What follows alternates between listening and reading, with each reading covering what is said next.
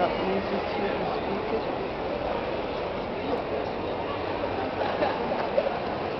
Right. All right, Mr. Muir, great to have you here. How did it feel to be here in Antwerp? Had a great time over here. It's a lovely city, and had a great reception here today. Right. Most people know you, or don't know you, as the man who sculpted the mask of Darth Vader. But how did you start out? I think at a very young age, right?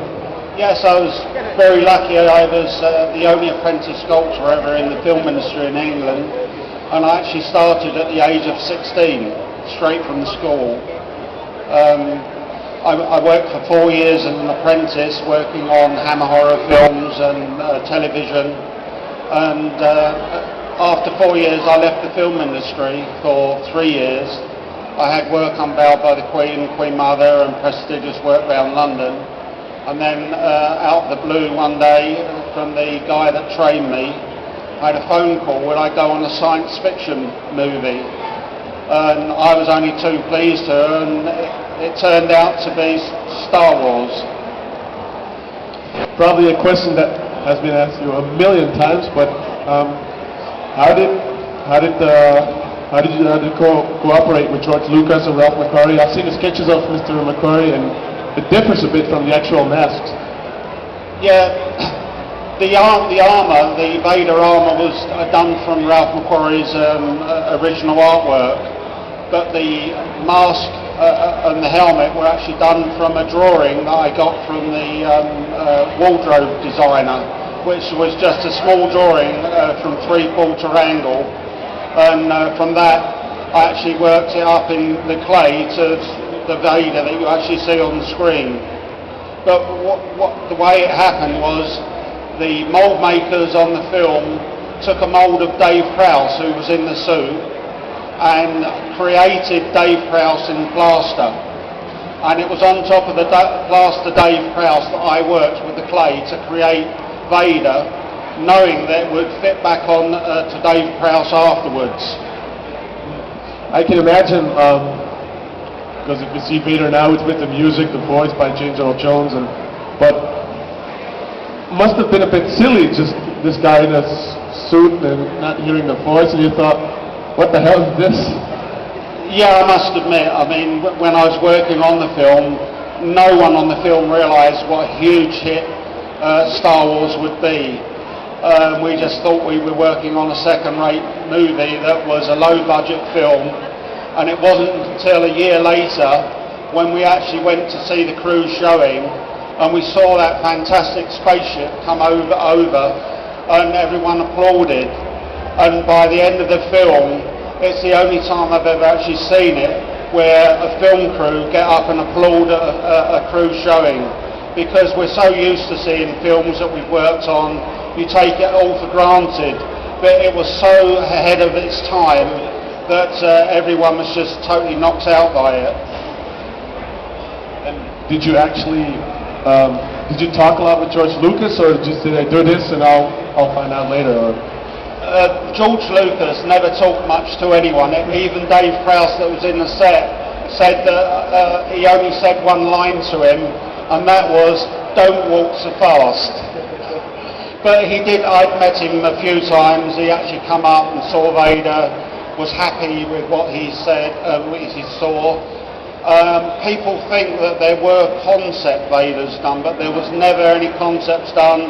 I had one go at it, and that was it. Same with the Stormtrooper armour. As I said, it was a low-budget film. It all had to be done very quickly, and I was working 7 days a week. I worked 76 days without a day off. Most sculptors I know live in their parents' basement, and I don't know, they don't do much but sculpt and do arty things. But how lucky are you that are you the only sculptor in the world that makes a living? I think there are more than me, but I mean, sculpting has been very good for me. I've been lucky. I've been a professional sculptor all my life, and yes, I've earned a good living from it, and I've been happy doing it, which is always a bonus if you enjoy the work you're doing. You've also worked on the Harry Potter series. I've seen a lot of nerds here, so probably a lot of Harry Potter nerds. Can you tell us something about working on that series? Yeah, I've worked on 4 Harry Potter movies. I tend to not remember the names. I just remember it as 3, 5, 6 and 7. Well, 5, there was some nice work to do.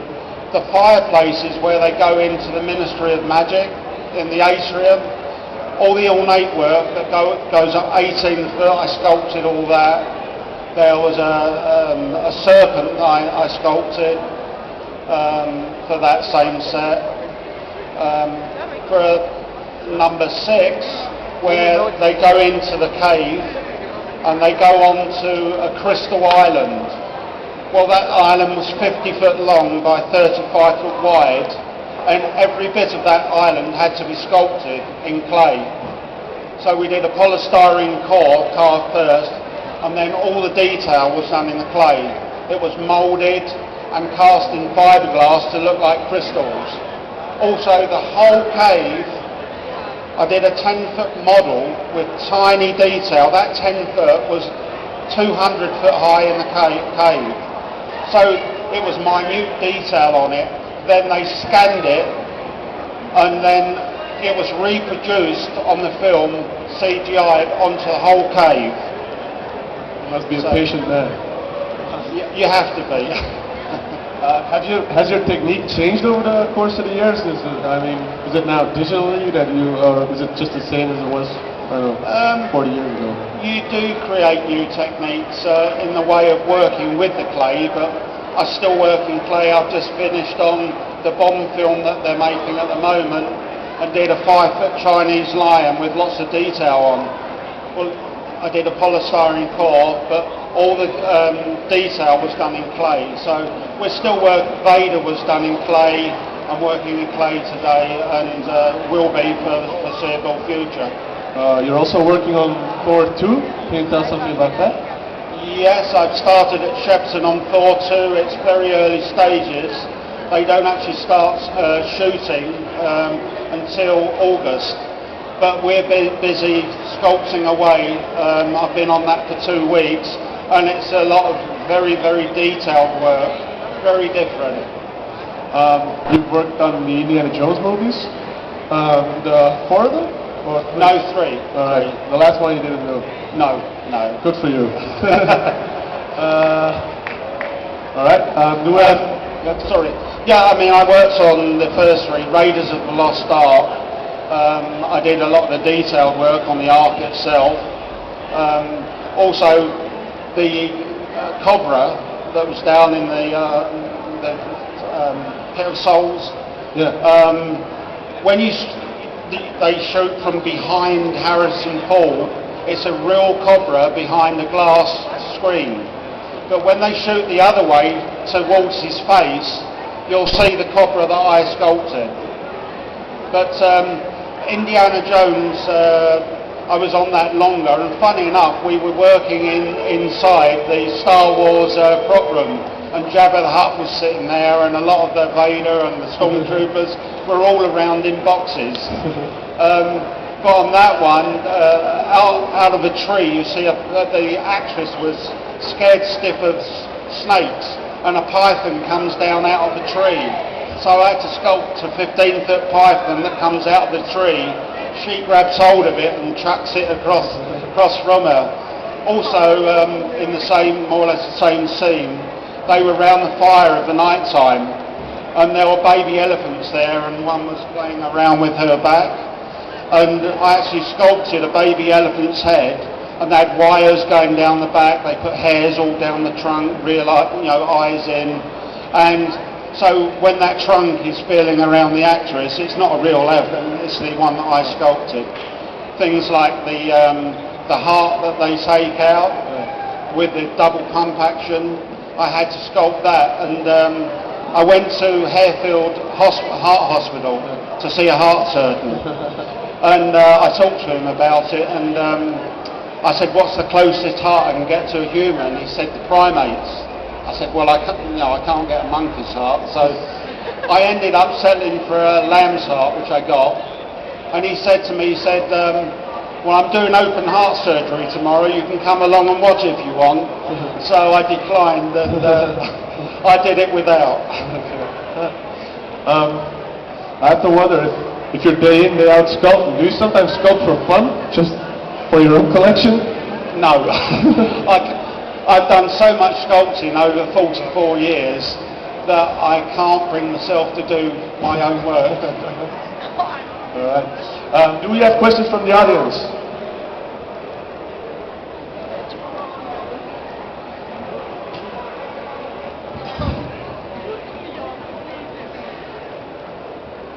Hello. Hello. You also mentioned that you worked on the Harry Potter series. What kind of project do you like the most and why? I prefer to work in clay, so the finer the work, you tend to do more in clay.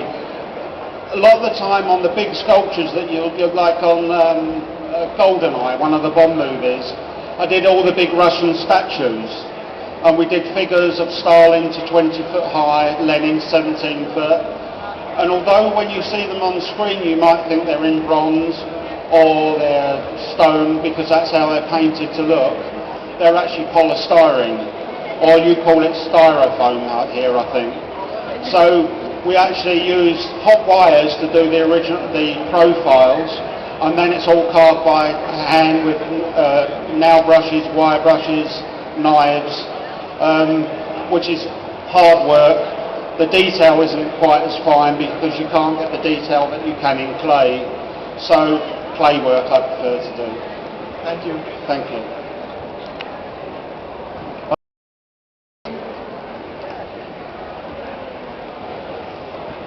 Good afternoon. Good afternoon. You mentioned at the beginning that you worked for Hammer Studios, beginning of your career. What kind of film did you work on? To be honest with you, I haven't got much in the way of memory. I know I did about 4 or 5 Hammer films, Dracula, and what's the other one, Frankenstein.